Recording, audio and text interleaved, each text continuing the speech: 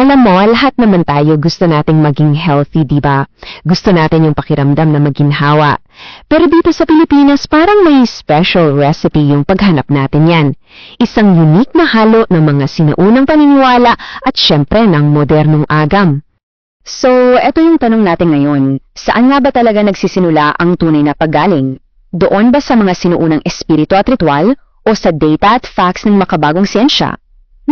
Tara't alamin natin?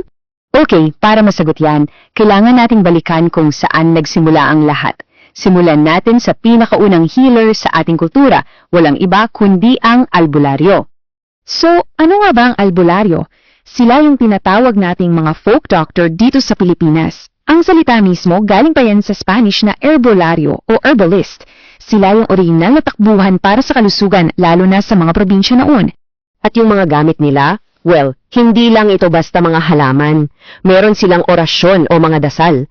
May mga ritual para mapakalma yung mga espiritu.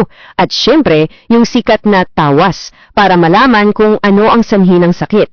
Minsan pa nga, may kasamang laway, mga papel na may sulat o panghuhulag gamit ang kandila at itlog. It's a mix of the physical and the supernatural talaga. At ang pinaka-importante sa lahat ng to, tiwala. Para kasi sa mga pasyente nila, ang albularyo ay may kapangyarihan na hindi mo mahahanap sa modernong ospital. At dahil sa matinding paniniwalang yan, sila yung una at minsan huling takbuhan para sa paggaling. Siyempre, umikot ang mundo. Habang lumilipas ang panahon, may isang bagong pananaw na nabuo. Pumasok na sa eksena ang siyensya at naglatag ng, kumbaga, isang bagong blueprint para sa kalusugan. Mula sa mga misteryo at orasyon, isang bagong plano para sa kalusugan ang lumitaw. At this time, nakabase na ito sa datos, sa ebidensya at sa siyensya. At ang perfect example niyan, yung pamilya sa ating lahat, ang pinggang Pinoy. Simple lang to, di ba? Isang food guide na base sa aham.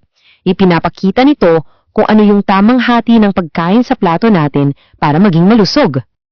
Okay, himayan natin. Simple lang, di ba? Nahahati sa 3. Go foods para sa energy, tulad ng kanin. Grow foods para sa bodybuilding, tulad ng isda't manok. At glow foods para sa regulation ng katawan. Diyan papasok yung mga prutas at gulay. Malinaw, direct to the point at based on science. So, ang tanong, dahil may siyensya na, nawala na ba ang mga sinuunang tradisyon? Well, hindi. Sa katunayan, nag-evolve lang sila, nabigyan ng bagong anyo. Ang luma ay naging bago. Isipin nito, yung dating halaman na gamot lang na napipitas sa bakuran, ayon mismo kay Dr. Jaime Galvestan, ito pala ay isang functional food. At ang tinutukoy niya rito, walang iba kundi ang ating pambansang malunggay. At ngayon, yung dating nasa bakuran lang, kinikilala ng global superfood. Grabe no, yung kaalaman ng mga ninuno natin, ngayon validated na ng siyensya sa buong mundo. At teka, hindi lang malunggay yan nandyan din ang forbidden rice na sobrang taas sa antioxidants kaya dati para lang daw sa mga royal family. Pati yung adlay na isang gluten-free at high-protein alternative sa kanin. At syempre ang pili nuts, ang yaman talaga ng Pilipinas. Okay, isa pang magandang example ng evolution na to, ang hilot. Kung dati, ito'y isang community-based na paggagamot sa energy alignment, ngayon, isa na itong, isang luxurious wellness journey sa mga spa na nakatutok sa relaxation. Kasi pag sinabing hilot, hindi lang yan basta-bastang masahe.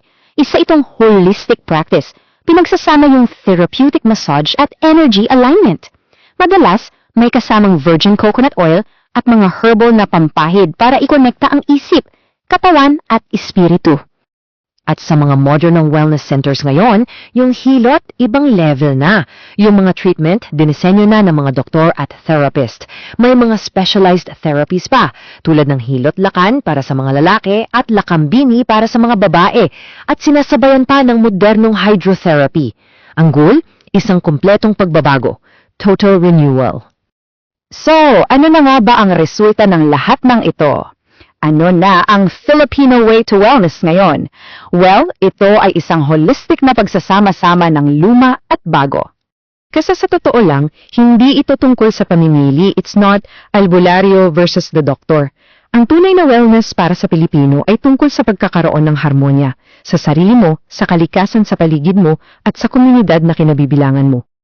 At madalas, yung dahilan kung bakit natin to ginagawa, yung why natin, napakalalim. Gaya ng kwento ni Joel Reyes na nagbawas ng higit 60 pounds, sabi niya gusto niya ng mahabang buhay para mapanood ang paglaki ng anak niya.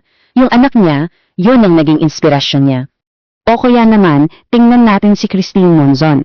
Alam niyo yung feeling na yun, di ba? Yung parang ayaw mong tumingin sa weighing scale, na-depress siya. Pero imbes na magmukmuk, ginamit niya yun para kumilos. Para sa marami sa atin, yung pagbabago, nagsisimula talaga sa isang matinding desisyon. Kaya sa huli, ito yung iiwan sa atin. Ang tunay na paggaling ay hindi lang tungkol sa pag-aalaga sa sarili o self-care. Ito ay tungkol din sa koneksyon, sa pamilya, sa mga kaibigan, sa ating kultura, at sa mga taong nagbibigay inspirasyon sa atin. So, iwan ko kayo sa isang tanong na ito.